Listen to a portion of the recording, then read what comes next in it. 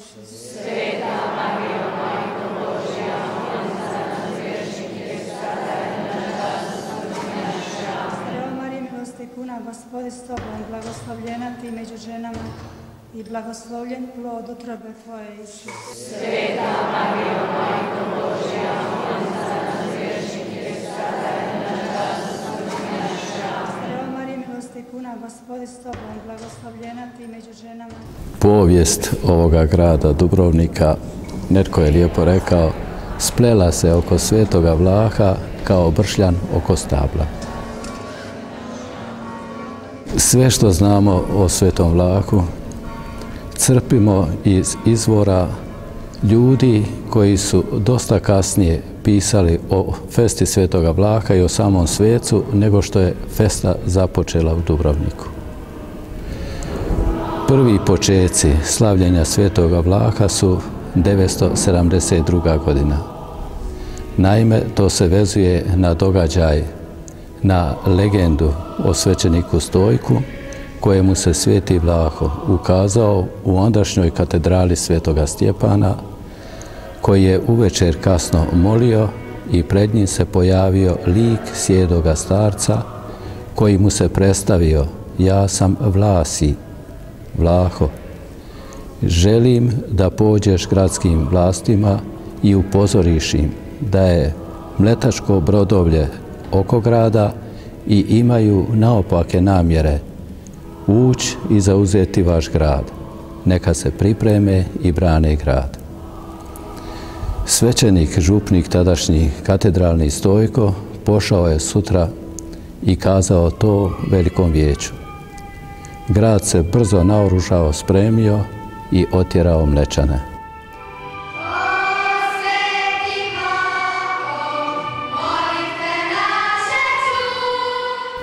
Već te godine odlučuje gradsko vijeće, gradska uprava, da sveca koji se ukazao župniku Stojku izabere za zaštitnika grada.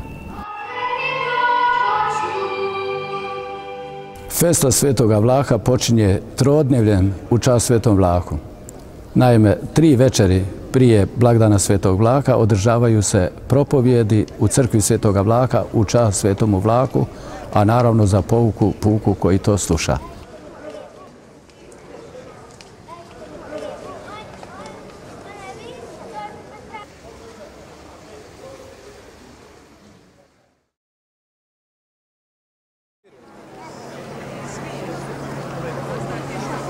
Dan uoči blagdana Svetog Vlaha je kandelora. Na kandeloru popodne je otvor feste Svetoga Vlaha, svečani otvor ispred crkve Svetoga Vlaha.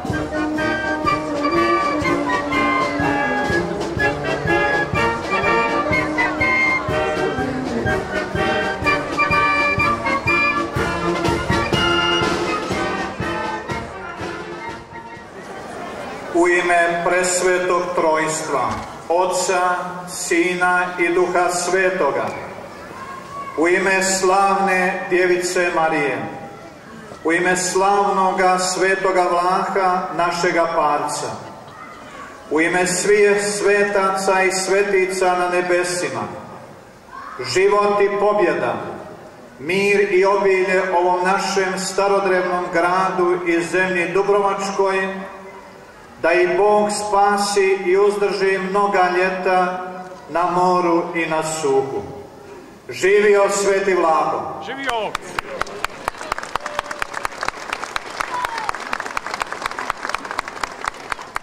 Od onog povijesnog susreta Stojka i Parca sve do sada, na svakoj kuli, na mnogome zidu, u 100 obličja sveti Vlaho vlada. Zato mu i kličemo neka živi.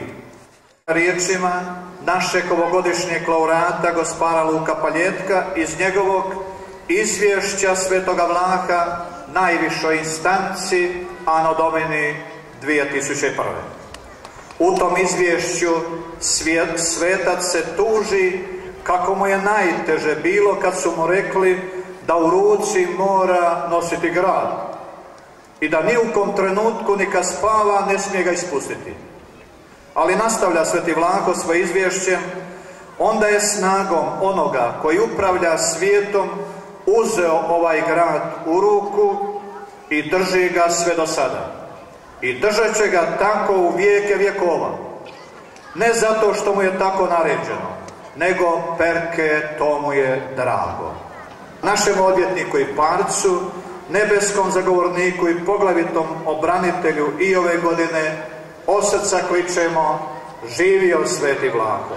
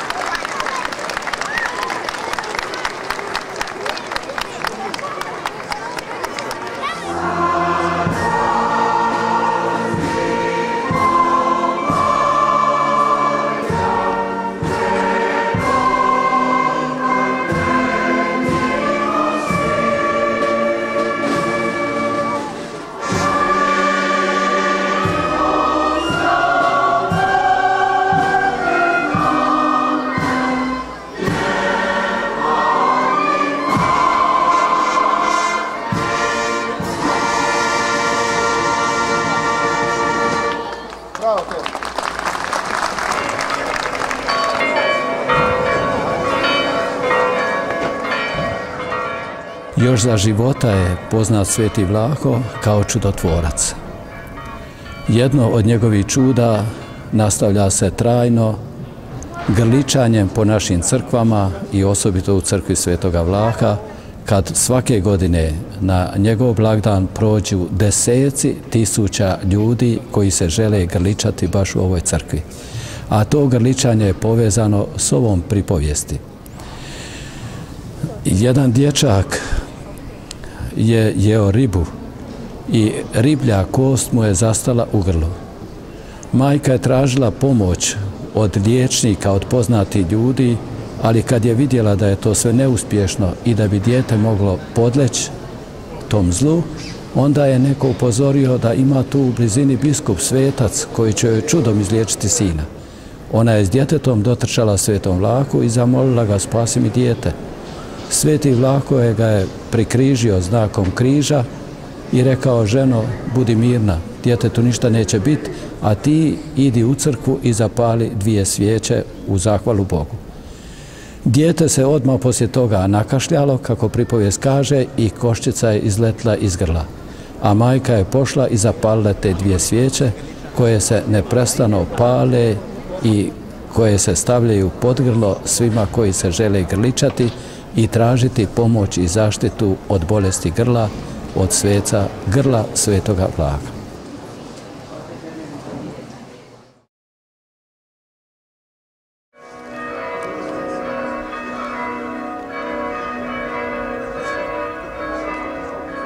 Na sami blagdan svetoga Vlaha, ujutru u 6 sati zvone sva gradska zvona i svira gradska glazba budnicu svetomu Vlahu. Poslije toga u 7 sati je prva sveta misa u crkvi svetoga Vlaha. Kad ta misa završi, a treba završiti po rasporedu u 7:30, barijaci, festanjuli, barjaktari i glazbari ispred crkve svetoga Vlaha kreću na ploče. Na Pločama čekaju barjaktare koji dolaze s istočne strane od grada i onda s njima oko grada idu napile.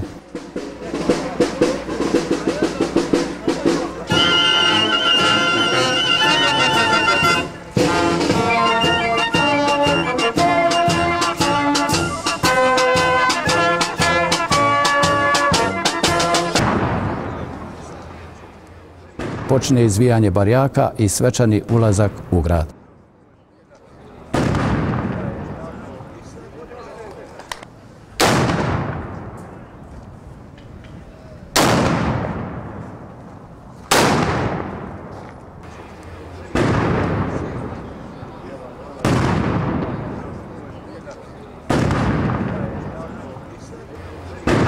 Najljepši utisak o jednom mjestu, o jednom gradu, jest onaj prvi koji dobijete kad stupite na tlo toga mjesta i toga grada. Manje više svi stranci koji po prvi put dolaze u ovaj grad ostaju zadivljeni, vidjevši ne samo nad svim ulaznim vratima, nego nad svim javnim zgradama i na zidinama koje okružuju grad lik jednoga sveca. I doživljavaju to tako da je zapravo domaćin, gospar koji te čeka kad dolaziš u njegov grad, ne samo čovjek, nego čovjek i svetac. A u središtu grada crkva Svetoga Vlaha. Na pročelju crkve 3 su simbola koji predstavljaju 3, tako i zovemo, teološke kreposti. Simboli koji predstavljaju vjeru, ufanje i ljubav.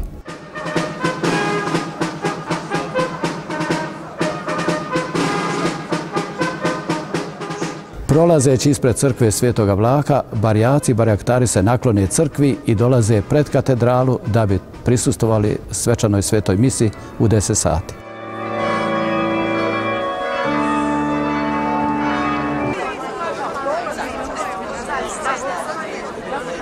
Za ovaj dan ki dohodi jednom nami na godištem, evo ove godine opet se Sveti Vlaho nakon snijega, grmljavine, kiše i žestoke bure pobrinuo učiniti famozo čudo.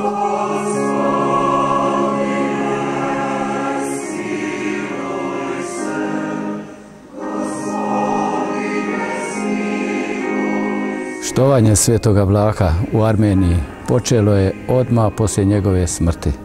Već njegov prvi nasljednik na biskupskoj stolici sagradio je crkvu u čast Svetomu Vlahu na grobu Svetoga Vlaha. To štovanje Svetog Vlaha kao sveca brzo se proširilo ne samo po istoku, po Maloj Aziji, nego i prešlo u zapadnu Evropu. Prve crkve sagrađene su u Rimu, i to 2, a kasnije 20-ak talijanskih gradova ima crkve Svetoga Vlaha ili kao patrone mjesta i grada ili kao župne crkve.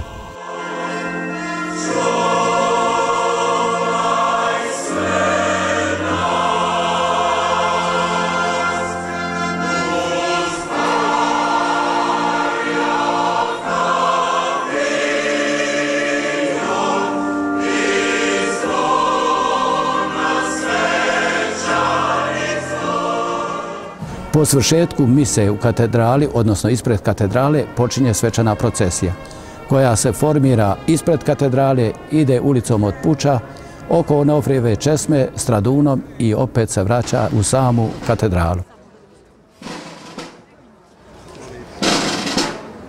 Prva domovina Svetoga Vlaha je Armenija i grad Sebasta. Danas je to turski grad Sivas, koji ima preko 100.000 stanovnika. To je pokrajina u Maloj Aziji koja je nekad u doba Rimskog carstva bila podijeljena na 2 dijela. Njezin istočni dio spadao je u Perzijsko carstvo, a zapadni u Rimsko carstvo. Ima naši ljudi koji su bili u tom gradu i oni svjedoče da danas postoji u gradu grob Svetoga Vlaha. I Turci ga nazivaju svetac od grla. U gradu Sebasti rođen je Sveti Vlaho, negdje, koliko nam je poznato, oko 260. godine. Rođen je od roditelja koji po svoj prilici nisu poznavali kršćanstvo, ali je kao sin imućnih roditelja poslan na školovanje u grad Cezareju na obalama Sredozemnog mora. Tamo je Vlaho upoznao kršćanstvo studirajući ondašnju medicinu. Postao je liječnik, i to najprije liječnik ljudskih tijela, što je osposobljen svojim školovanjem, a onda je poslije kao biskup postao i liječnik ljudskih duša. Kosti svetoga Vlaha su odmah iza njegove smrti raznešene, tako reći, po cijelom svijetu. Od Japana do Južne Amerike imamo posvećenih crkava i u njima relikvija od dijelova tijela svetoga Vlaha. Mislim da se niko, nijedna crkva i nijedna druga zemlja, a nijedan drugi grad ne može podičiti da toliki dijelova tijela ima koliko mi imamo u Dubrovniku.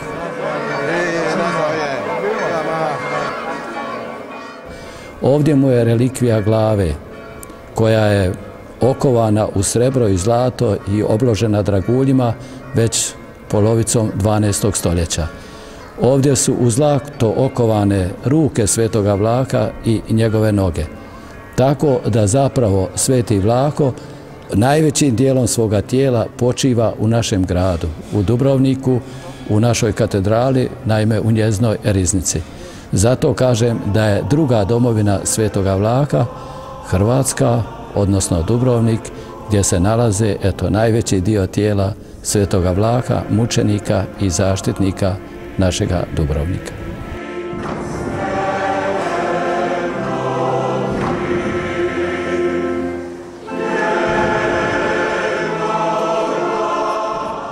U katedrali završava ta misa i ta glavna svečanost crkvena je gotova. Idite u miru.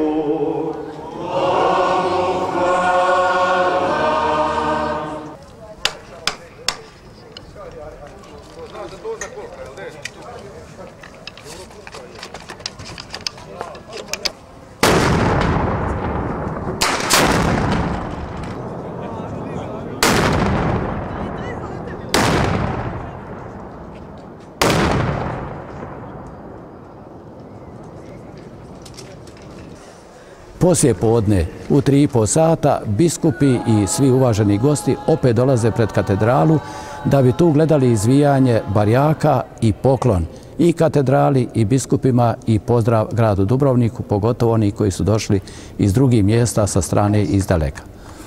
Kad se barjaci raziđu u 5,5 sati poslije podne na blagdan svetoga Vlaha, onda zazvone zvona još jedan put crkve svetoga Vlaha i pozivaju na zadnju večernju misu od toga dana.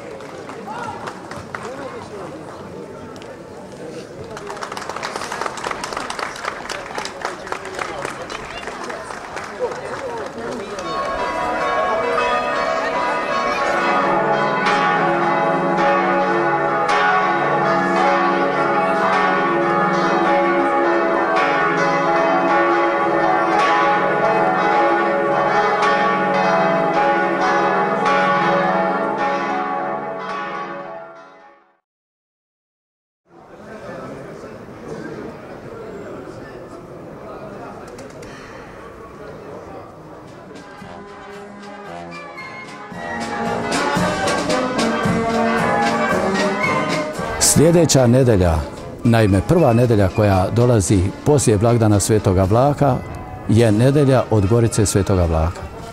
Taj dan u 8 sati barjaktari, trombunjeri i festanjuli kreću ispred crkve svetoga Vlaha na Goricu svetoga Vlaha. Naravno, sve to ide s glazbom pješice do Gorice.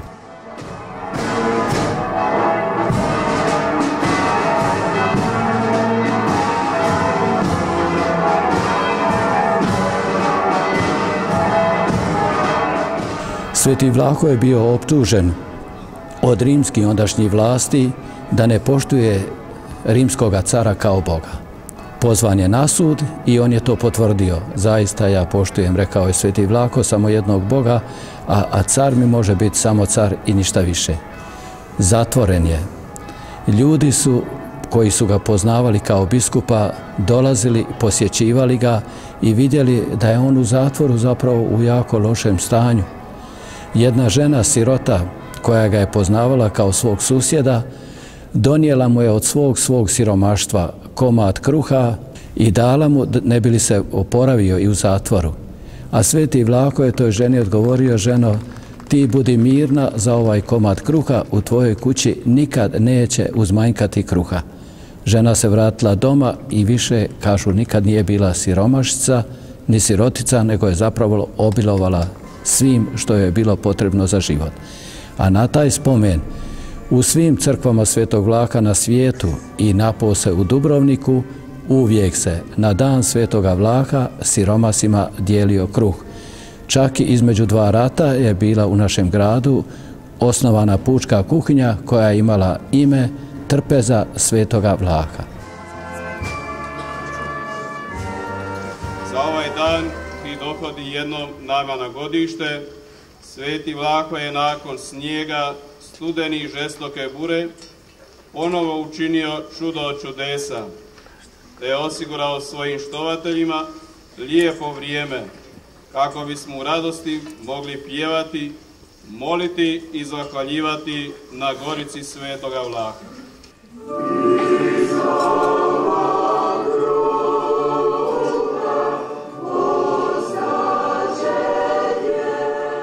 Na Gorici je misa u 9 sati. Po svršetku te mise svi se opet skupa pješice vraćaju pred crkvu Svetoga Vlaha.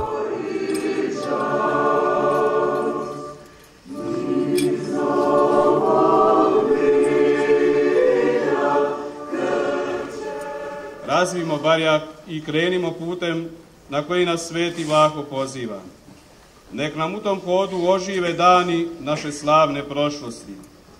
Uz barjaka vihor i zvona svečani zvuk, kleknimo pred oltar i pjevajmo: čuj, Sveti Vlaho naš, molitve naše glas. Zato neka nam živi Sveti Vlaho.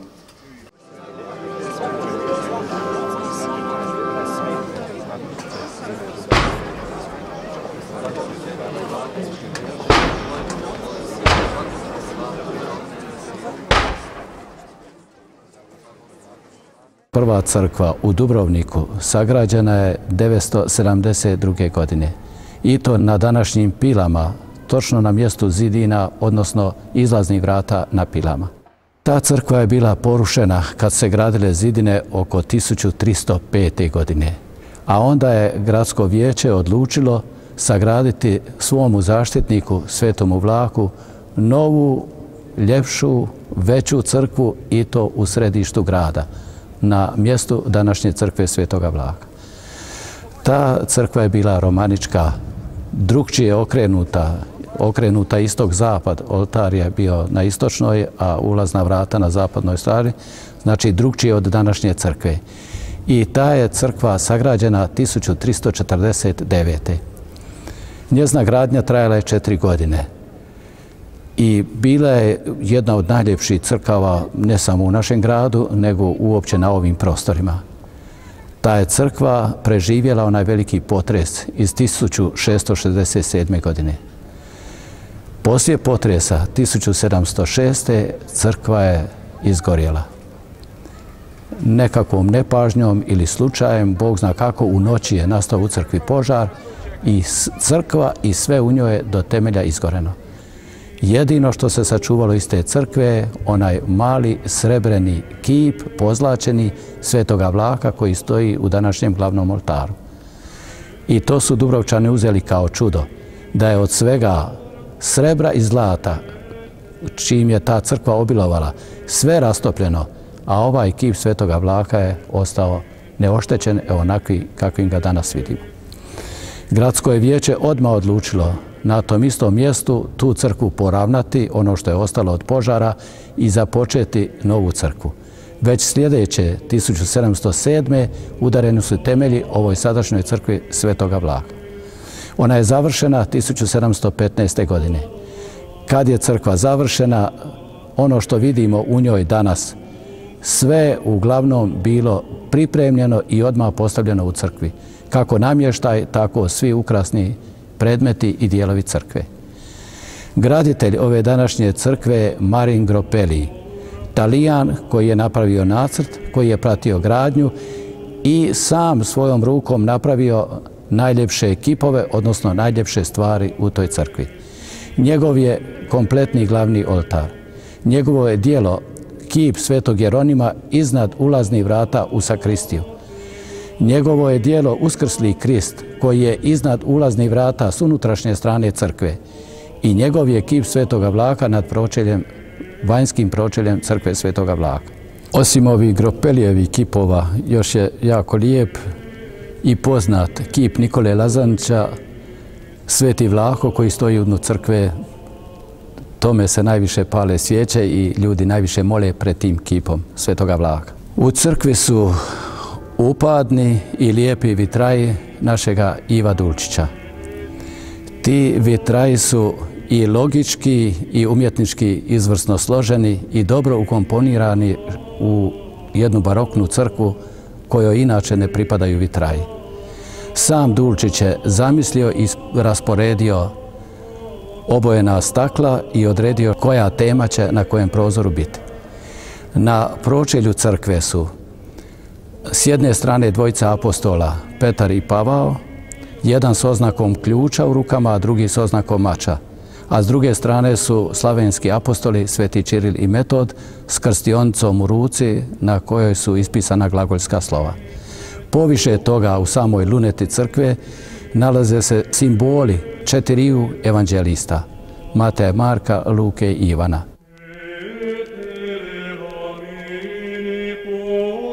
Najljepša relikvija koja se vidi i na Dulčićevu vitraju, a inače koja postoji u Dubrovniku od Svetoga Vlaha, jest dio koščice iz glave Svetoga Vlaha.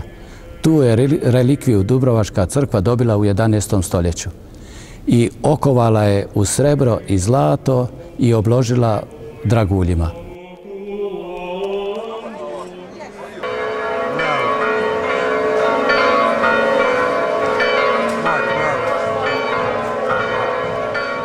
Simbol koji prikazuje vjeru je križ. Simbol nade je sidro. I svugdje u svijetu je simbol ljubavi srce. U Dubrovniku to nije. Umjesto srca stoji Sveti Vlaho. I to najbolje kaže što Sveti Vlaho znači za ovaj grad. A onda taj lik Svetoga Vlaha na lijevoj ruci, ne samo slučajno, drži grad Dubrovnik. A ta lijeva ruka je oslonjena na Svečevo srce. Lijevom stranom na kojoj je srce, svetac grije svoj grad.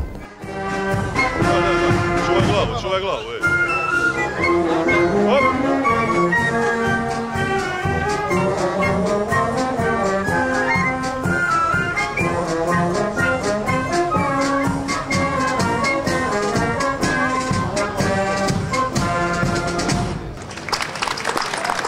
Na kraju smo.